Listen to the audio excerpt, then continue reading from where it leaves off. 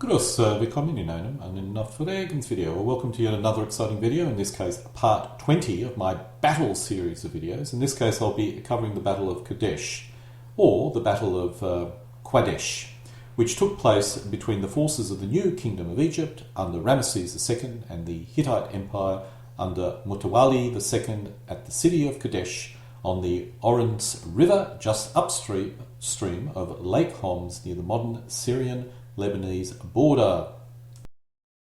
This video is mainly focused on looking at this battle from a figure gaming point of view, which includes or focuses on the order of battle, troop types, and the general flow of battle during a potential game, for example. However, it certainly is not applicable for those who are not interested in figure gaming and just wish to understand in greater detail of what actually occurred during this battle. On the other hand, if you wish a big picture of why this battle was fought, then this may not be the video for you, but if you want to know about the troop types, force mixes, and what actually occurred on the battlefield, then I think this would be of value to pretty much anyone. The battle is generally dated to 1274 BC from the Egyptian chronicles, and is the earliest pitched battle in recorded history from which details of tactics and formations are known. It is believed to have been the largest chariot battle ever fought, involving between 5,000 and 6,000 chariots in total. As a result of discoveries of multiple Kadesh inscriptions and the Egyptian Hittites peace treaties, it is the best documented battle in all of ancient history. At a strategic level, the primary driver, or the reasons for the Battle of Kadesh occurring, were the early campaigns of Ramesses II into Canaan. In the fourth year of his reign, he marched north into Syria, either to recapture Amurra or as a probing effort to confirm his vassals' loyalty and explore the terrain of possible battles. In the spring of the fifth year of his reign, in May 1274 BC, Ramesses II launched a campaign from his capital, Pi-Ramesses. The army moved beyond the fortress of Tiel and along the coast leading to Gaza. The recovery of Amurra was Mutawalli II's stated motivation for marching south to confront the Egyptians, resulting in the Battle of Kadesh. Ramesses led an army of 4 divisions: Amun, Re or Piri, Set, and the apparently newly formed Ta division. There was also a poorly documented troop called the Nimr, possibly Canaanite military mercenaries with Egyptian allegiance, or even Egyptians that Ramesses II had left in Amurra, apparently in order to secure the port of Sumur. The division would come into play at a critical role in the battle. Also significant was the presence of Sheridan troops within the Egyptian army. This is the first time they appear as Egyptian mercenaries, and they would play an increasingly significant role in later Bronze Age history, ultimately appearing among the sea people that ravaged the eastern Mediterranean at the end of the Bronze Age.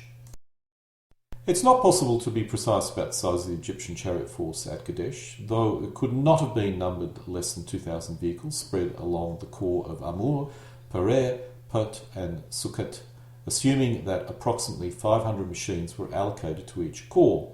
To this, we may need to add those of the Nir, for if they were not native Egyptian troops, their numbers may well have formed from chariots detached from the army corps.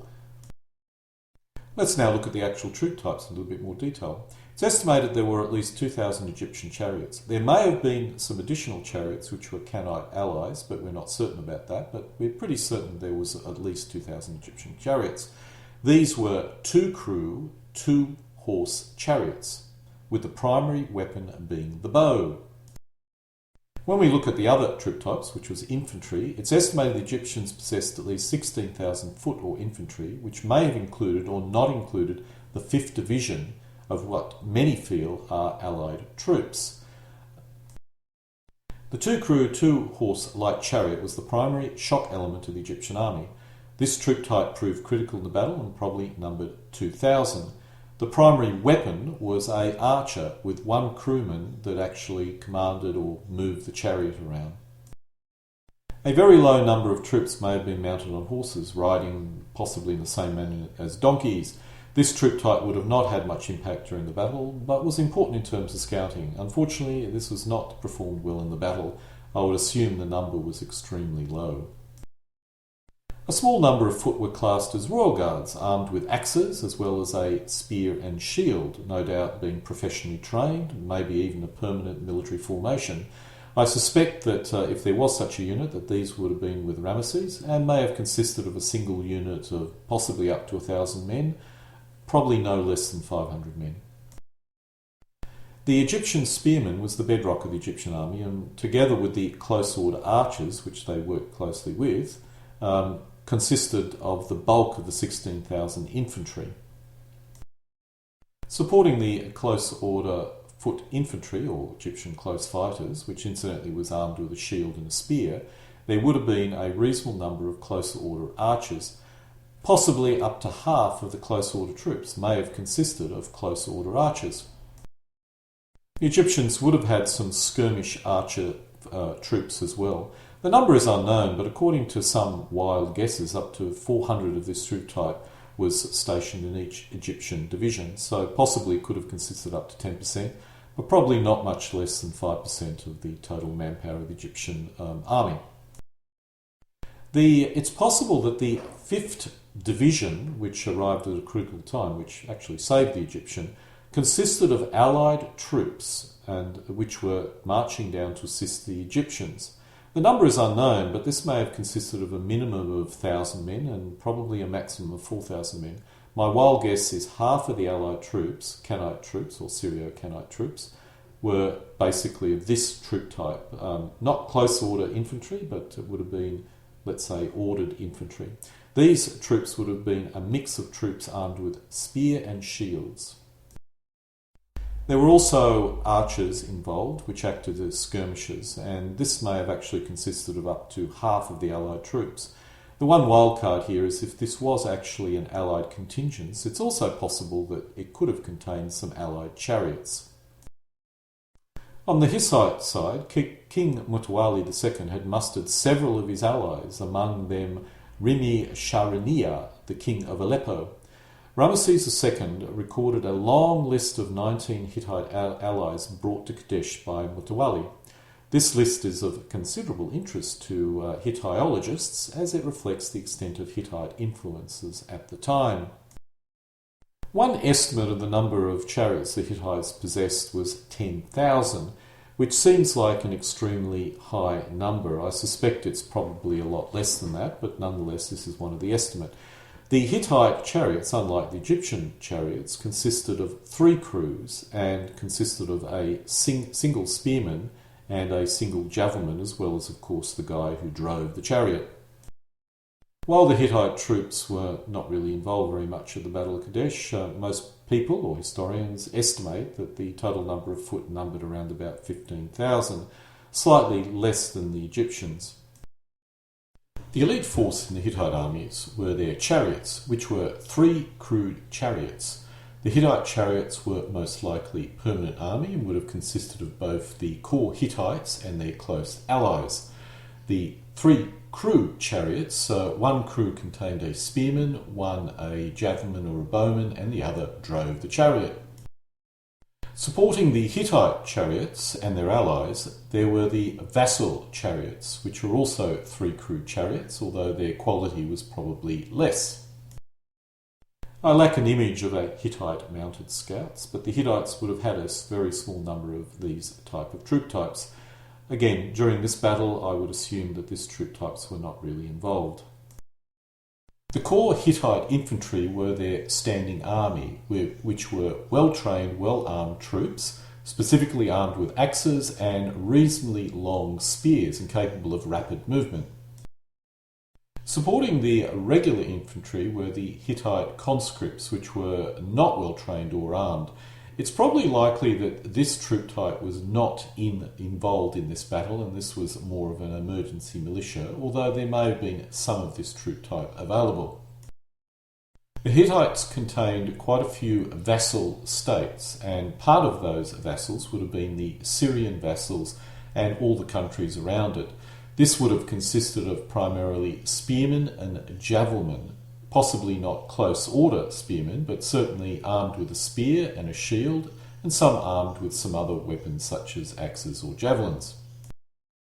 Supporting the vassal spearmen were the vassal archers, armed with a bow and fighting as either skirmishers in front of the main army or in close order with the spearmen. Apart from the Syrian vassal nations, there were a large number of additional subject nations which we've listed earlier, and part of them would have been allied skirmish troops armed with spears and fighting as skirmishers or with a shield and capable of melee combat. The exact details and list of this troop types are a bit unknown, so it's a bit of a range, and I would suggest that the numbers were significant, although certainly not overwhelmingly significant.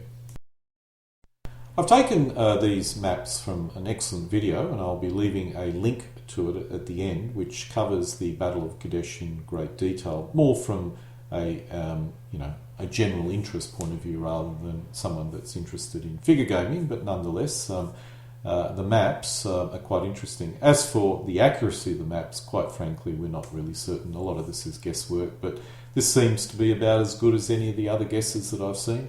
Just as a side order, there are several videos on the Battle of Kadesh, and honestly, if you watch them all, it almost seems like they're describing a totally different battle. Although the order of events seem fairly consistent, but the actual battlefield really differs quite dramatically. So just take this all with a big pinch of salt. Anyway, I'm not going to worry about the precursor of the battle. We'll just go straight into the battle. You can read the wiki entry if you want to know why or how Ramesses got himself into this position. But basically, the Egyptians were divided into 4 divisions. The Amnu division was encamped close to Kadesh, which you'll see in the centre of the screen, with the Ra division moving up towards it. The Hittites basically, I suppose for want of a better word, ambushed the Egyptians. The Egyptians did not think the Hittites were close by. Thus, they had their forces spread apart in this particular manner. So, taking advantage of the temporary disunity of the Egyptian army, Mutawalli, or the Hittites, sent a force of chariots out to attack the Egyptian Ra division. How many chariots were involved in this? 1 or 2,000? It's difficult to know, but considering that this force managed to roll over the entire Egyptian division, I would suspect probably closer to 2,000 were involved in this attack. The Hittite chariots, after crossing a stream, hit the Ra division in the flank, driving deep into the division and causing great distress and disorder in the Egyptian force. The result was the infantry broke. However, the chariots did not break, and the chariots managed to escape. I assume they were involved in initial battles, but when they saw the infantry run away, they decided it would be better to run up towards the Amnu division and, of course, Ramesses. The Hittite chariots did pursue the infantry to the point where they basically knocked that entire Egyptian division out of the battle, and then rallied and then drove up north to attack the Amnu division. Because the Hittites decided to attack a second division, it's possible there were more than 2,000 chariots, but I still think 2,000 is reasonable, and they just got a bit cocky after defeating one division. They thought they could do the same with the second one. Now, of course, the second division, the Amnu division, was in a comparatively fortified position, so it was a totally different kettle of fish. However, the Hittites didn't care about this, and they decided to drive into the second Egyptian division. Now, of course, the second Egyptian division, the Amnu division, did now possess 2 divisions worth of light chariots, and this was to prove critical in the later parts of this particular engagement. The Hittite chariots engaged the Egyptian infantry and did manage to slowly push the infantry back. There are accounts that they took booty and loot, and they started taking part of the camp, so they must have driven into the camp to a reasonable extent. While the Hittites were driving the infantry back and having a jolly good time doing so, the Egyptian chariots from 2 divisions, which would have numbered about 1,000 chariots, sallied out, according to this particular video, from the north, but who knows where they actually sallied out for, swung around and decided to attack the Hittites from the rear. The accounts indicated the fighting was quite ferocious, but the Hittites, as a result of being hit in the rear and having infantry attack them from the front, broke and routed, and the Egyptian chariots chased them.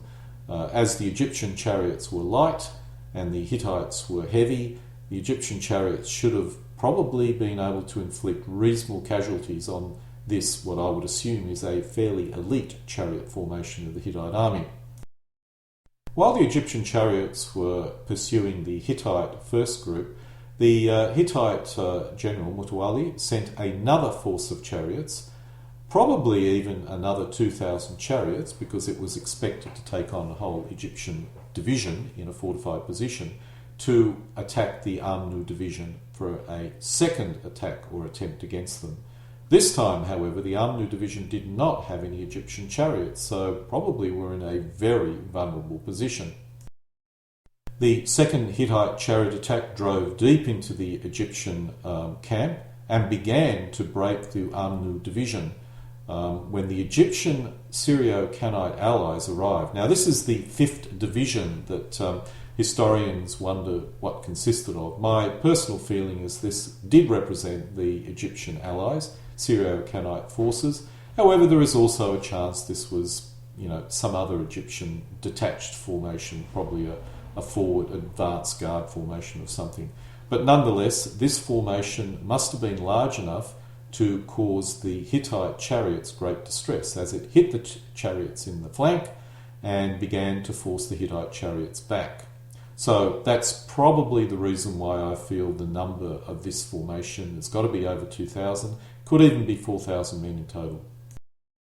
After being attacked by this 5th division, the Hittites then withdrew. Now, they did not seem to rout. Now, there could have been 2 reasons for this. One reason is probably they did rout, but the Egyptians were only foot, so they couldn't pursue, so they quickly rallied and then withdrew, which seems to indicate that probably the 5th division did not consist of any chariots, otherwise they would have pursued. Or alternatively, Mutawalli sort of felt that, wow, there's another division that hit me in the flank. I don't know where the other Egyptian forces are, so I better pull back and rethink what I'm doing, because I've already lost one elite group of chariots. I don't want to lose a second. Nonetheless, after the withdrawal, the battle came to a close and ended, and the Egyptians only just managed to get away from, or get out of, a very tricky situation that should have really resulted in the destruction of 2 of the divisions. There are a couple of questions to be asked. Why didn't Mutawalli bring in his infantry? Now, some accounts seem to indicate that they were simply too far away, which is quite possible. Or alternatively, he didn't know where the other 2 Egyptian divisions were, and possibly he felt his foot were inferior to the Egyptian foot, so he wanted to see if he could just use his high-speed chariots to sort of win the initial ambush. It's difficult to say, but nonetheless a very interesting battle overall, which involved an enormous amount of manoeuvring. And so we come to a close of my part 20 of my military history series of videos, in this case covering the Battle of Kadesh. Alle guten Dinge kommen zu einem Ende.